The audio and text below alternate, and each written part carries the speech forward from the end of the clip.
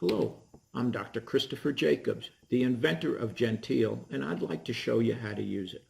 Now, once you unpack Genteel and set it up, it's really easy to use. You start by taking the nozzle off. You put in a standard lancet in the standard way. No special lancets are needed. You put the nozzle back on. Hold Genteel as if it were a fountain pen and you were signing your name with your index finger on the activation button. Now with Genteel, you're no longer required to test just on your fingers. You can get good results from anywhere on your body.